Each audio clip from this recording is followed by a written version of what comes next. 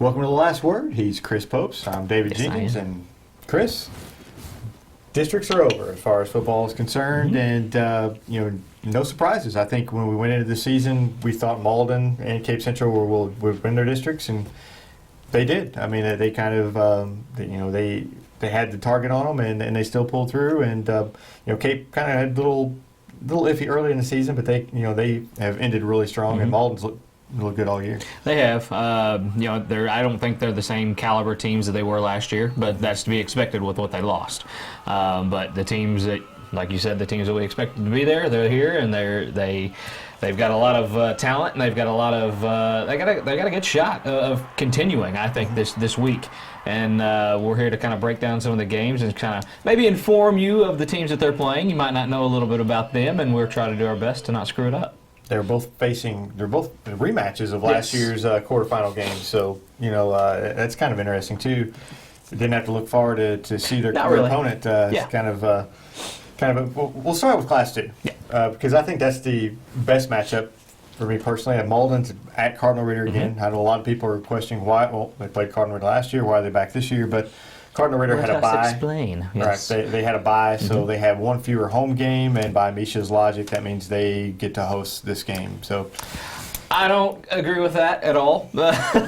Last year, you'd think that they would go by what last year happened. They had to go on the road this time. It's Misha, and which means, of course, that makes no sense. So okay, but it's all anyway. I guess it's all about hosting. I guess it is. It is. They don't want somebody hosting like 7 straight games or something. It's. Thanks, Misha. Whatever. It is, and hey, it could be worse. They could be going out west, 4 hours away. It's a quick trip to St. Louis. Not too bad. Not bad. They're playing on Friday. They're getting it. Playing on Friday night. I'm too old to make the trip, and I really wanted to see the game. Once you get to be my age, you just don't make those trips anymore. So I'm trying to find it on TV. Excuses. Yeah. Any webcast? I think it will be webcast for fans around here I believe on if they want to watch. Prepcast, yes. I believe a lot of those St. Louis games are prepcasts, and hopefully it'll be one of those. And we think it will be, so you might want to check that out. Wow, I'm going to keep up with it. So anyway, Malden travels to Cardinal Ritter. Cardinal Ritter is a little bit different team than they were last year. They're much better. Yes, they are much better. They have the same players, but they're much better. They're 10-1 coming into this game. Last year, Jinx, they were the top seed with a 3-6 record. They ended the season 6-7, and it was one of those deals where Malden they were rolling, and that was just another team that they kind of rolled over in that time. Right. Last year, before that game, Cardinal Ritter, their coach was saying that that they weren't playing together as a team. They had struggled all year. They had a real young team. This year's been a different story. Yeah. They've kind of came together. I saw them play against Sykeston, and they're probably the best team I saw all year. Right there with Cape. I mean, the team I saw against Sykeston and the team I saw that Cape played Sykeston. Those two teams are very comparable, and they're very good. Now, can they put together 4 quarters? Yeah. Against Sykeston, they put together a great first half, and then the second half, their star player Naheem Moore got ejected. They kind of just ran. I mean, they went very vanilla, ran the ball up the middle a lot, and didn't really. Sykeston kind of got back in the game a little bit. If they can put together 4 quarters, Malden's going to have a really, really tough time. Now, from what I saw from Cardinal Ritter and my research, if you want to call it that, very explosive. They got some guys that can get out and run. They've got 3 guys that are capable of breaking big plays. Now, I think they scored all 35 points of their points in the first half against Sykes. Right. Is that correct? They're physical. Yeah. I've seen a lot of people saying, well, Malden's physical. They were more physical than they were last year. This Cardinal Ritter team is physical, and they came and punched Sykeston in the mouth. And there's not a lot of teams that did that during the course of the year. And Cardinal Ritter is physical. They across the line, they're about 250 and 260 all the way across the line. Malden's got a couple of guys that are bigger than that, but they've got 3 of their guys on the line that are a lot smaller than that too. Yeah. So Malden's going to have to really play well on the line. Cardinal Ritter, they're strong. They've rushed for 4,243 yards a game. That's 386 yards a game, and they're just going to run it down your throats. Yeah. Their quarterback can throw. He's got a good arm, and he's very accurate. They just don't have to throw. Yeah. They haven't had to throw much, and they're a good football team. And I think for anybody who thinks Malden's going to go up there and romp again, I think they're not seeing the whole picture. Yeah, I agree. It's in my mind, I'm seeing a shootout. You know, who scores last? Because the defenses, to me, are what's lacking. Malden that's where their weakness is from last year. That same carryover, them being not as physical, not as dominant in the trenches, and getting stops. They're not doing that a lot this year. They've got scored on a little bit more this year. Caruthersville really didn't have a lot of problem moving the ball on them, to be honest with you. They had a few stumbles and just a few drives that were stalled, and that was the ball game. You know, Malden, they're very capable of scoring on you. They're very explosive. They got playmakers to do that. Stopping Cardinal Ritter is the key to this one, and I just don't know if they'll have enough in them to do that on a consistent basis. Right. The defense I only saw Malden play last week, and the defense that I saw Malden have again won't be able to stop Cardinal Ritter. Cardinal Ritter has a lot more weapons than Caruthersville, and their weapons are they have more of them. Yeah. They have more weapons. Let's just name more. For instance, he has 139 carries for 1,873 yards. Folks, that's 13 yards a carry. And yeah. And he's barely played the last. He was ejected in the second half of the Sox game. Only had maybe 5 or 6 carries in that game, and then so he missed the next game, which was their semifinal game. And then last week, he really didn't carry the ball that much because he didn't have to. He didn't have to. I think they were trailing a little bit early, but then they really blew him out in the second half. Jared Price, he's got over 1,000 yards. They've got 3 guys with over 750 yards. Jared with 1 R and Jared with 2 R's. And the 1 R has over 1,200 yards, and 2 R's has got 779 yards. Yeah. So, they're, like you said, they're a very run-oriented team. They do that very well. And I'm just defensively, they're pretty stout too. Yeah. They've got this guy now. His name's Donnell Sharp. He's a 6'1", 210-foot sophomore defensive lineman. 19 sacks. So Chapin Riley, if you're going to pass, you might want to know where he is because he's quick. Yeah. He also has an interception. He has 74 tackles. He's all over the place. He was all over the place against Sykes. He's a very good player. They have a couple other guys, Jeff Hayes and Leighton Martin, that are very good defenders too out of the linebacker spot. But Donnell Sharp, he's a game changer, and he gets after the quarterback. If I remember right, he's inching towards that tackle for loss record that Sykes that was set, I believe, by Tristan Pulley at one year. He's very quick off the line. And not quite there, but that's impressive numbers. 19 sacks. As a team, Cardinal Ritter has 45 sacks and 10 interceptions. So if you're going to throw the ball against them, you better make sure you know where you're going with it and get some good blocking. Yeah. So Malden's going to have their work cut out for them, but like you said, there's a lot of weapons that Malden has. They're going to be able to. Malden will be able to score. I think they're a little bit more dynamic, a little bit more. They have more options, I think, on offense this year.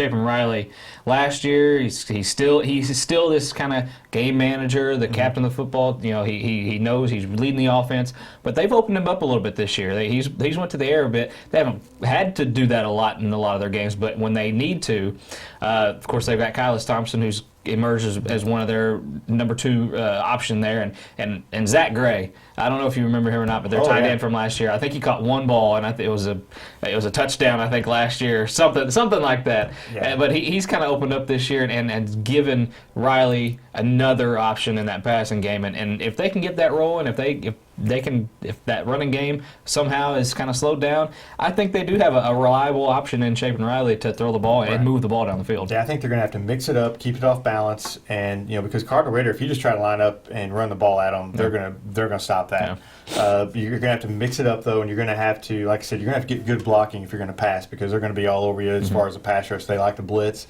and they like to get after the quarterback. So Chapin's going to have to make good decisions. I think Malden will score. I think it's going to be a high-scoring game, but I think Cardinal Ritter just has too much, assuming they play 4 quarters. I mean, it wouldn't shock me to see Malden win this game, and honestly, I hope they do because they do. Then they have the semifinal game here the next week, and that's a winnable game, Luther North or Palmyra. So, hopefully Malden can win this game, but I think, if I'm a betting man, I'm taking Cardinal Ritter. I'm going with my gut, Jinx.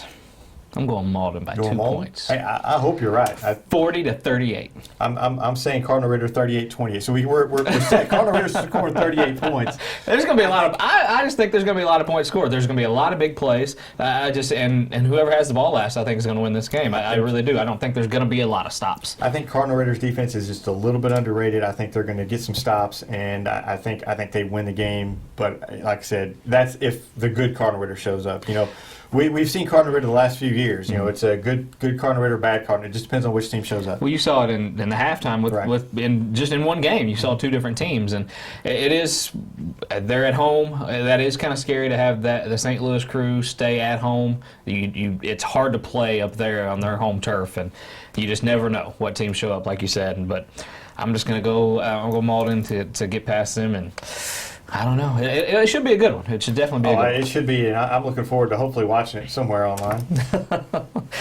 We'll move on to the Class 4. Afton and Cape Central. Afton at Cape Central. Afton has had a pretty good year. 11-1. 11-1. They've got some players. They've got some talent that possibly go on to the next level, but Cape Central does too. And I like Cape Central at home. Cape Central for me is playing a very good game right now. Al Young is. Of course, he's always been there, but they seem to. He just went off against Farmington, and okay, Farmington. I'm sorry. I'm going to address this to Farmington for the moment. Did you not watch any game film at all? Because they punted to him, and what's he do? He returns the punt for a touchdown. Yeah.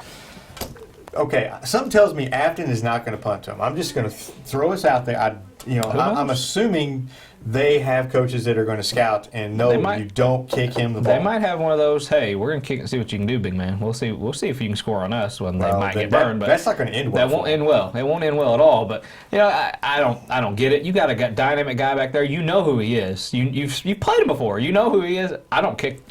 Never. I kick away from him. I kick it out of bounds. Some teams, okay, it's an accident. Oops, I didn't mean to kick it to him, but it just went that way. I've seen Farmington's kicker, and he's a darn good kicker. Yeah. It was intentional if they kicked to him, and they obviously kicked to him for some crazy reason. I don't know if they forgot who was there or what. I don't know, but. Now, if you're one of those that likes to go by common opponents, they do have one common opponent, and that was Vashon. Cape Central lost to Vashon to the very first game of the year in overtime. Afton just beat Vashon for the district title. Spanked them. If you go by that, I don't go by that. You would think that Afton would have an edge there, but Cape Central was a different team than they were in the first year. Right. It's tough to compare because Cape Central played Vashon in the very first game. Yeah. Afton played them in the very last game. Mm-hmm. So there's a lot that's happened in there. A lot of injuries and things happened. Vashon only had 18 players to start with, so you don't know how they finished. I'm not going to put much stock into that. No. What I do kind of put stock in is Cape Central kind of hammered them last year, 34-14 in the quarterfinal game. Sure. And I look at that, and they know how to beat them. And Afton has a lot of the same guys back. They're a very balanced team. They've thrown for about 1,500 yards, and they've got a good running back in Jordan Siegel, who's one of the top running backs in St. Louis. He has almost over 1,100 yards.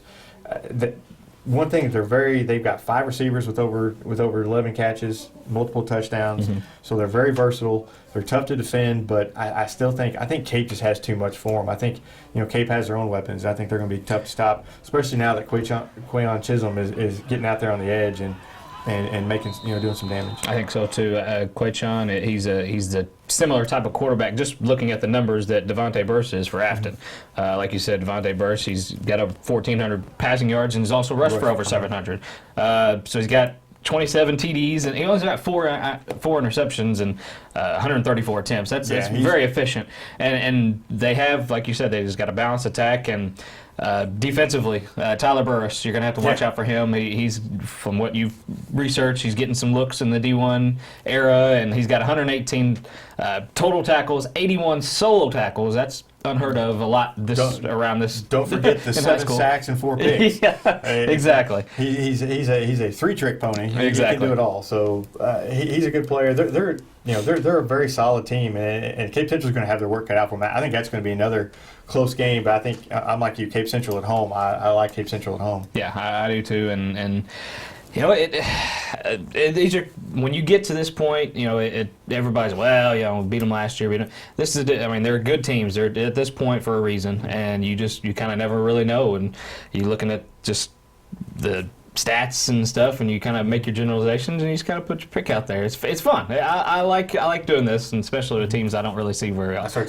Ever see it very often. I love these two matchups. I mean, because they both should be very close games. It's going to be a fun Friday night for everybody to kind of keep up with their football teams. Hopefully, some people get to get out to some games, and unfortunately, I'm going to try to stick around here and follow the Malden Cardinal Ritter game. I won't be able to get to the Cape game, but it's going to be a lot of fun. I think so too, and the winner of this game does go to the Class 4 or Class 2 semifinals, and that's just another step for. We know who Cape Central is going to see if they win. We do.